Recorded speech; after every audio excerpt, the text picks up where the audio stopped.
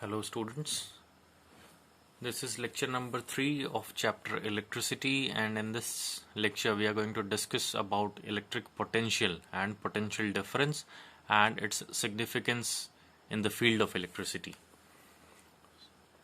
So the learning objective of this class is to explain the basics of electric potential and potential difference and its significance in the field of electricity. And after completing this lecture, the learners will be able to understand the meaning and necessity of electric potential, especially for the flow of current in electricity.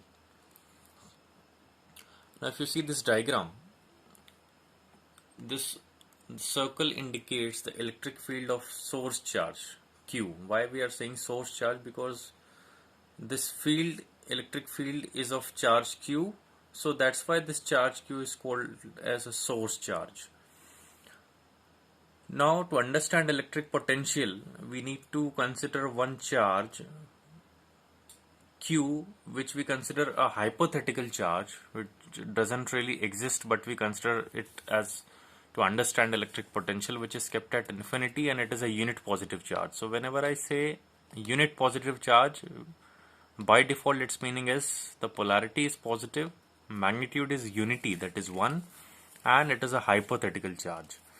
Now, electric field, we can define it as a region around any charged body or any charge up to which it has its electrical effect. That means if we keep any charge outside this region, then there will be no electrical interaction between this charge and the other charge which is kept outside the circle, outside this region. But as soon as it comes in this region, inside the region of electric field of this charge, we are saying source charge Q, so there will be electrical interaction. Electrical interaction, that means there will be a force of repulsion or attraction depending upon the polarity of the charges.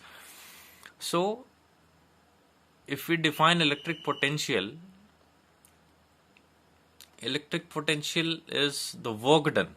Suppose if you have to bring this charge Q at this point, this is any arbitrary point I have taken near source charge. So electric potential at this particular point P can be defined as the work done in bringing unit positive test charge from infinity to this point P per unit test charge. Here I have written formula also. Here V stands for electric potential, W stands for work done in bringing. So why the work is to be done? Because this is positive charge, and if I consider this also as a positive charge, so there will be an electrostatic repulsive force acts between these charges.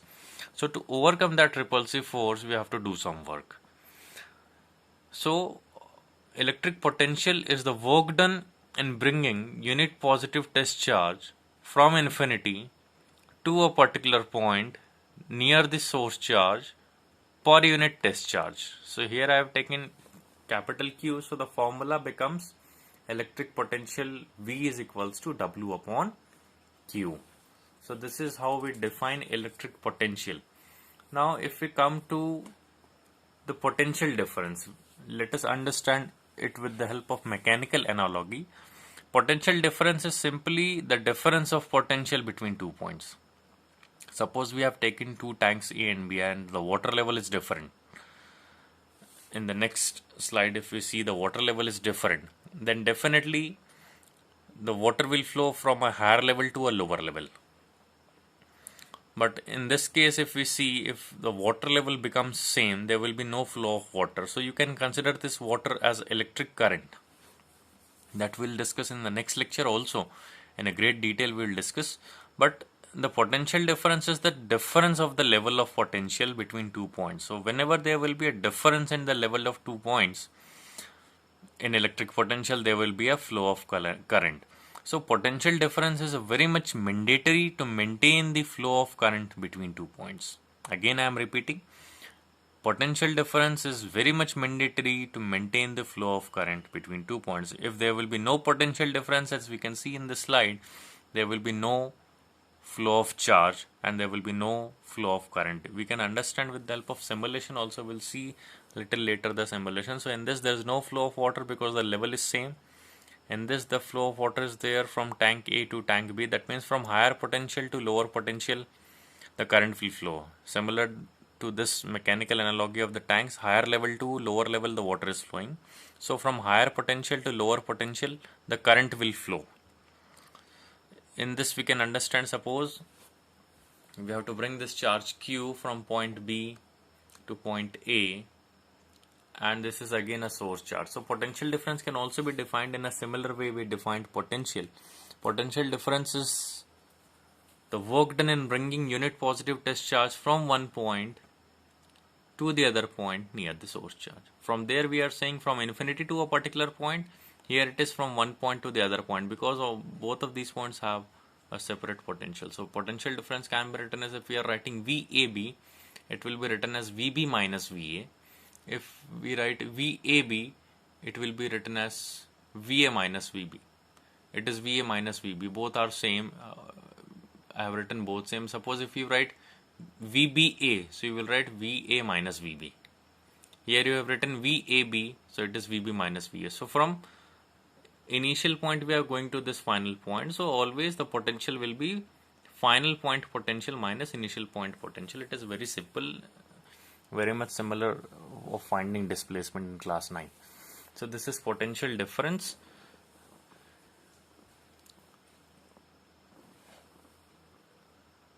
Here you can see the definitions of electric potential and potential difference, what we discussed in the class. Maybe numerical values we may discuss in the next lecture when we will discuss current.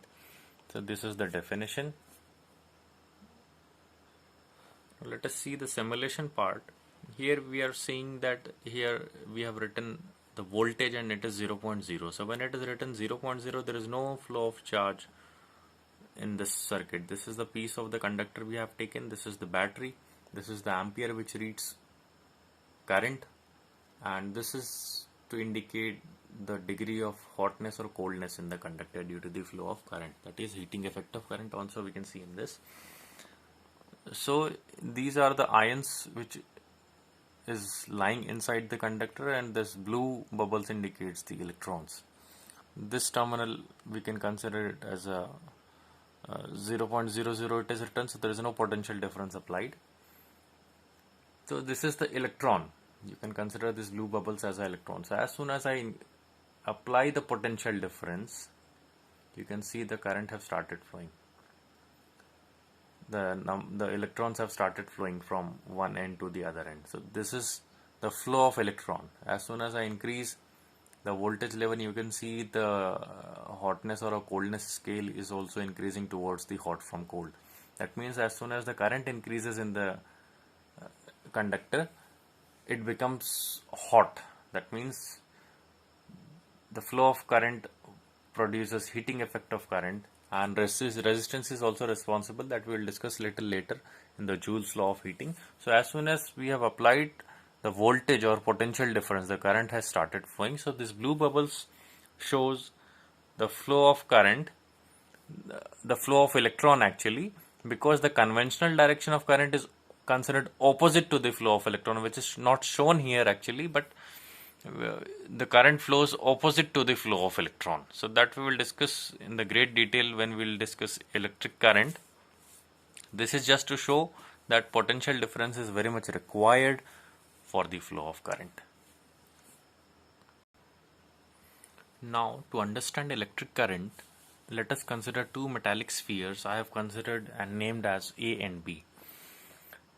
Sphere A I have considered to be positively charged, and sphere B I have considered to be highly negatively charged.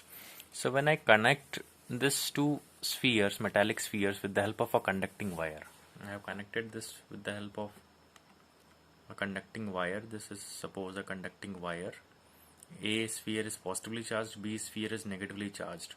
B is negatively charged, that means it has excess amount of electrons. We discussed in the very first lecture when we discussed about charges, and sphere A has deficiency of electrons. So whenever I connect these two spheres with a metallic wire or conducting wire, the electrons will start flowing from body B to body A, that is sphere B to sphere A. So the flow of electrons will be from negative to positive body, that is from lower potential to higher potential. body B is considered to be at lower potential, and conventional direction of current is considered to be from A to B, opposite to the flow of electrons.